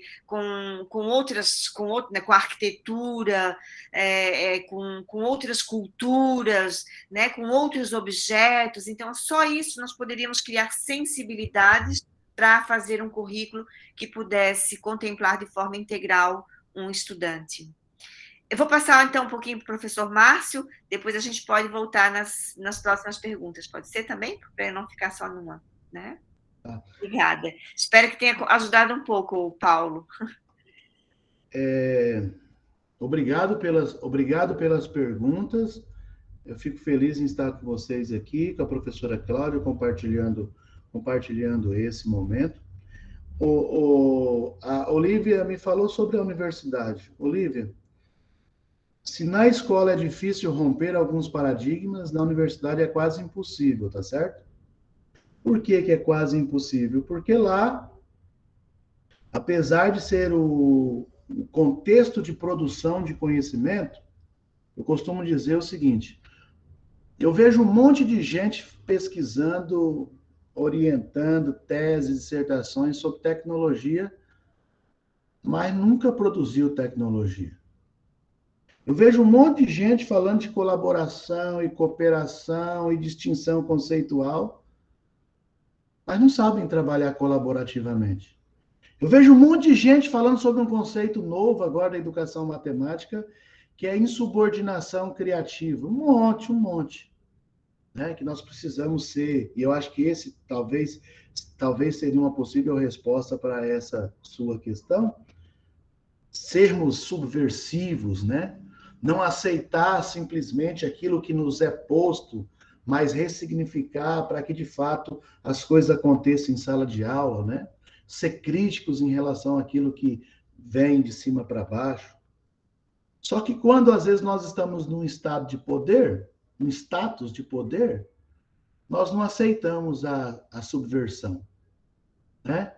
Então, é assim, às vezes nós temos que tomar muito esse cuidado, que eu disse lá no início. Uma coisa é conhecimento, outra coisa é credibilidade. E o que me dá credibilidade é a prática, é estar junto com os professores, né? Para poder dizer aquilo que, não aquilo que nós pensamos, mas aquilo que nós estamos sentindo, porque nós estamos junto com eles, né? Então, em relação à universidade, teria esse papel se ela repensasse os seus programas de formação de professores, por exemplo.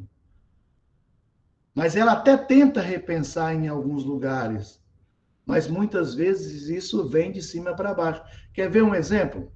O Felix Klein, há 112 anos atrás, falava que existia na formação de professores uma dupla descontinuidade. Quem vem estudar matemática, ele não sabe direito os conteúdos de matemática elementar, aí chega na universidade, ele esquece aquilo, porque na universidade tem que trabalhar a matemática acadêmica. Aí quando ele forma, ele tem que largar aquela matemática acadêmica que ele estudou e vai ter que trabalhar a matemática elementar. Ele entrou sem o conhecimento pleno da matemática elementar, saiu sem esse conhecimento da matemática elementar, mas ele vai ter que ensinar a matemática elementar. É a matemática elementar. Nós realizamos uma pesquisa aqui com 46 alunos egressos e nós percebemos, nessa nossa pesquisa, que mais de 60% do que se estuda na licenciatura em matemática não serve para nada para quem vai ser professor na escola. Olha para a sua formação. Vou pensar na minha. É tanto conteúdo que você estudou lá, que para você que está na escola, dando aula, enfrentando indisciplina, enfrentando déficit de aprendizagem, que muitas vezes nem é discutido em profundidade na licenciatura, mas você estudou cálculo 2, cálculo 3, análise, cálculo numérico. Eu não estou te falando que isso não é importante estudar. Não estou falando isso. O que eu estou falando é que para o professor que vai trabalhar na escola, isso não serve de nada. Talvez serviria num curso de engenharia ou na matemática, no bacharelado em matemática. Ótimo. Nós temos que temos que reorganizar esses aspectos. Você pega um curso que é 3.200 horas, 1.800 horas são de conteúdos disciplinares. Então, como é que eu vou trabalhar a realidade do aluno, o contexto do aluno, o interesse dele, se o interesse dele está no mundo real? No mundo real, não existem caixinhas. Como o Biratã fala, das gaiolas epistemológicas. No mundo real não existe matemática, ciências, português. Mas o professor de matemática não pode dialogar com o professor de língua portuguesa, por exemplo. No ensino médio agora tem uma coisa chamada itinerários formativos, projeto de vida. E isso causou um rebuliço tão grande. Por quê? Porque nós fomos formados em caixinhas. E quando eu sou convidado a trabalhar num espectro mais amplo, eu simplesmente, ao invés de entrar de cabeça e fazer como o professor Oli fala, da zona de risco, entrar no campo da imprevisibilidade, eu me retraio e prefiro ficar na minha caixinha, porque na minha caixinha eu estou na zona de conforto.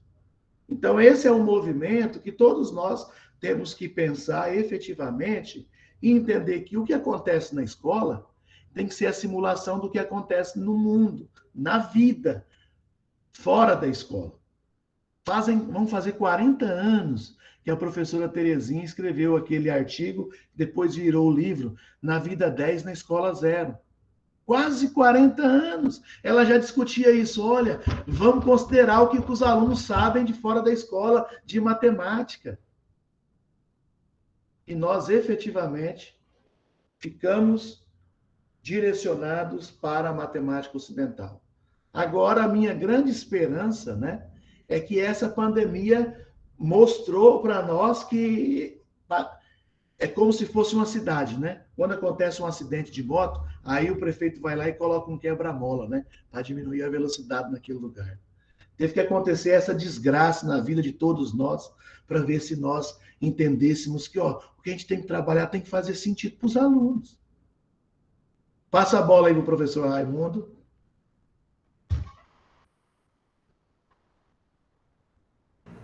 Então, tem alguns outros comentários, né?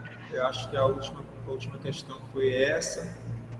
Tem alguns outros comentários. Parabéns, professora Cláudia e professor Márcio. A Tânia Nepomuceno comentando, né? Parabéns, professora Cláudia e professor Márcio, pela explanação tão pertinente em relação às causas dos problemas no ensino médio no ensino da matemática. A Luciana dando parabéns, a Gerciane Guimarães, muito bom essa discussão, é realmente muito importante, obrigado pela oportunidade. A Flor de Cássia, novamente, que riqueza de debate, é necessário viralizar, temos que sair dessa caixinha, realmente tem que dar sentido ao nosso fazer matemático. Os questionamentos eram os mesmos, só aqueles, e tinha esses comentários, né? Não tem mais nenhum questionamento, nenhum comentário.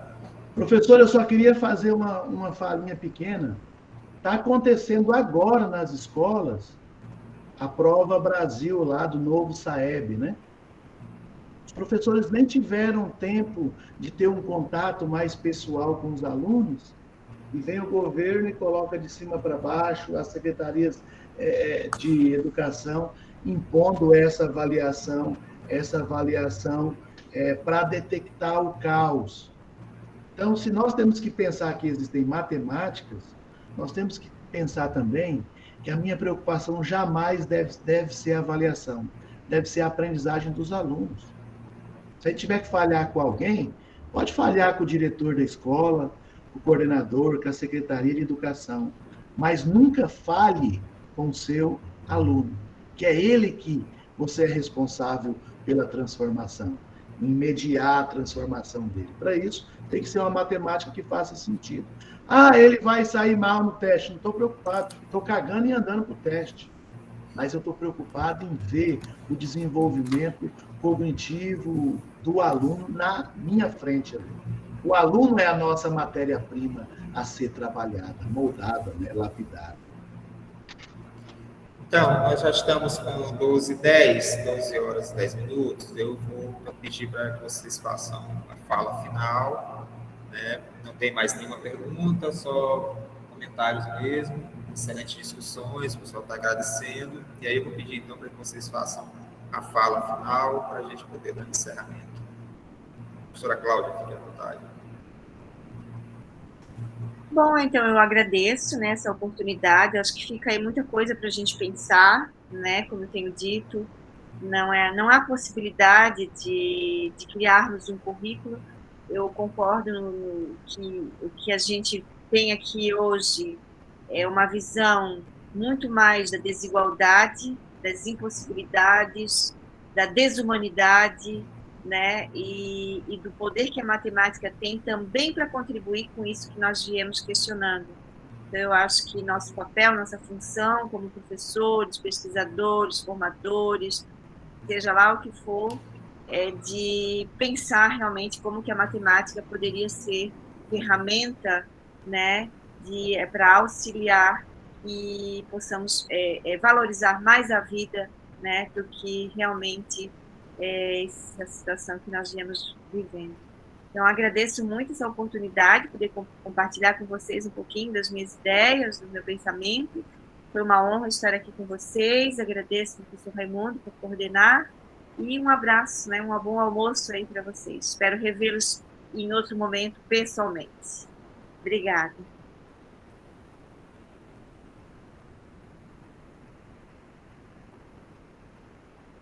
Professor Márcio, por favor, fique à vontade para suas considerações finais. Eu agradeço a oportunidade, viu, professor Raimundo, o professor Antônio José, Marcos, a professora Cláudia, por esse momento. A gente fica feliz em dialogar com vocês, em externalizar algumas preocupações que nós temos, né? Para que, se essas preocupações efetivamente forem consideradas, nós possamos transformar aquilo que é a nossa responsabilidade, que são as pessoas nas quais nós entraremos em contato, né? Eu gosto muito do Malba-Tahan, eu sou um admirador, porque o Malba-Tahan, ele teorizava, mas ele era um professor de prática, né?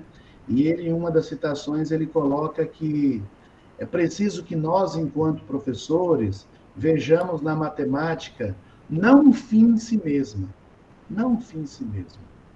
Eu não estou ali para saber quem sabe e quem não sabe matemática. O objetivo deve ser ensinar o educando a pensar e então formá-lo, e não apenas informá-lo. Acho que essa distinção conceitual é fundamental. A minha preocupação é com a formação da pessoa. E para mim ajudar aquela pessoa, eu vou usar a matemática para mostrar em duas situações qual que é a melhor tomada de decisão para o aluno. Entre essas variáveis, qual é o melhor caminho para ir? A minha responsabilidade é formar o aluno, a pessoa, e não informá-lo com um monte de conteúdo que não faz sentido para o aluno. Se não faz sentido, se o professor não consegue explicar por que ele tem que ensinar aquele conteúdo, ou dá uma desculpa esfarrapada que vai usar lá na frente, não ensina, não. Trabalhe outros conceitos, outros aspectos, priorize alguns conceitos de matemática, né? E muitos conceitos de matemática têm uma aplicabilidade, uma usabilidade. Então, vamos preocupar com a formação dos nossos alunos, e não com um cabedal de informações para eles. Eu acho que essa, parafraseando o Malba-Tahan, essa é a responsabilidade de todo ser que diz ser professor, educador, preocupação com a formação, e não com o despejo de informações. Um forte abraço para todos vocês, é uma alegria estar aqui com vocês. Obrigado, professor Márcio. Antônio, tu quer esclarecer para o pessoal aí o negócio da frequência e depois eu faço o encerramento? Por favor. Tá. Um procedimento que a gente adotou aqui é porque a gente sempre observa essa questão da frequência ser muito importante, né? E às vezes acaba atrapalhando um pouco o andamento das discussões. Então, como nós fizemos? Disponibilizamos a frequência lá no site, na programação, bem embaixo da mesa. Ela não estava aberta, a partir de agora ela já está aberta, a partir do momento que encerrar aqui, tá? E vocês podem ir lá com calma, por meia hora, tá? Pode ser que eu deixe até por 1 hora, mas meia hora é o princípio. Façam o registro de vocês como frequentes e pronto. Acabou, tá bom? Isso. O Marcos Denilson colocou aqui... Antônio, desculpa, eu já encerrei, mas eu quero só dar uma dica para vocês. Não preocupa com isso não, viu, Antônio? Sabe como que a gente faz aqui? Tem um negócio gravando. Em algum momento, até nos nossos eventos, Antônio José Viana Maranhão. A pessoa só coloca o nome, ela entrou em algum momento e está tudo gravado. Se a pessoa entrou em algum momento e ela não ficou, é porque aquilo, naquele momento, ela estava com uma outra responsabilidade, mas que eu acho que no digital a gente tem que flexibilizar um pouco dessa... Às vezes a gente usa esses critérios, né? Eu não estou fazendo uma crítica, é só para a gente... eu sei. facilitar e até ajudar na organização. Eu tenho um aplicativo que funciona com o Google, que ele verifica quando é que a pessoa entra, quando sai, quando está só ouvindo áudio, quando está só vendo vídeo, quando não está vendo nada. Tá? Mas eu não uso, eu sei que tem. Está aberto aqui agora, inclusive. É muito mais para o professor não se preocupar, que eu queria dizer o seguinte, o professor precisa se preocupar com a formação de conhecimento, né? A construção de conhecimento dentro desse espaço, que é muito importante, é um espaço único. Tá? E quero aproveitar, inclusive, a oportunidade agora para falar para a professora Cláudia Regina Flores, que tanto eu quanto o Marcos, nós não erramos na sugestão do seu nome. Prova disso foi a discussão que foi travada agora, né, de ideias, a possibilidade de poder refletir sobre os temas que foram colocados a respeito da educação em tempo de pandemia. Tá? Então, mais uma vez, nós acertamos sim no convite e contribuiu fortemente para a nossa reflexão, professor. Tá? Obrigado, professor Márcio, mais uma vez pelo convite, por também acreditar. Tá? Você não conhecia a gente, não conhecia nenhum dos professores aqui que lhe convidaram. Obrigado por acreditar. Tá? E ficamos à disposição para qualquer uma outra oportunidade também.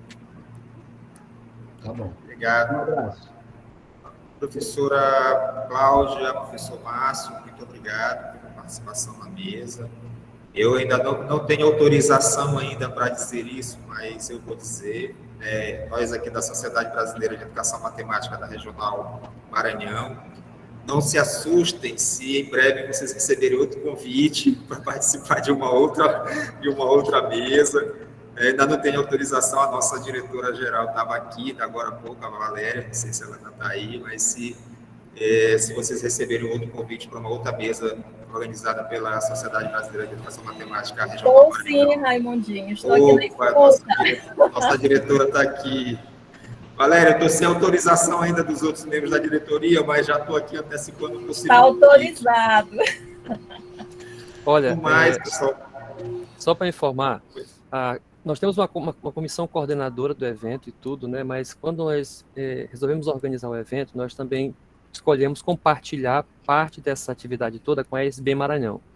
Tanto que vai estar o Raimundinho, vai estar mais tarde o professor André, amanhã vai ter a professora Valéria, falando um pouquinho, também participando das avaliações de trabalho. Então, nós chamamos a Sociedade Brasileira de Educação Matemática Regional Maranhão para poder participar também do desenvolvimento dessa atividade e poder também estar próximo com os professores de modo geral. É isso. Muito Fico obrigado. à disposição, viu, professor Raimundo, professora Valéria, se eu puder contribuir, fiquem à vontade. E obrigado, Antônio e Marcos, por terem insistido e me fazerem estudar e pensar um pouquinho mais para além do que estou habituada. Valeu o convite. Muito bom. Então, obrigado a todos e todas e todos. Tchau, gente. Obrigada. Até a próxima. Muito boa mesmo a mesa. Obrigado.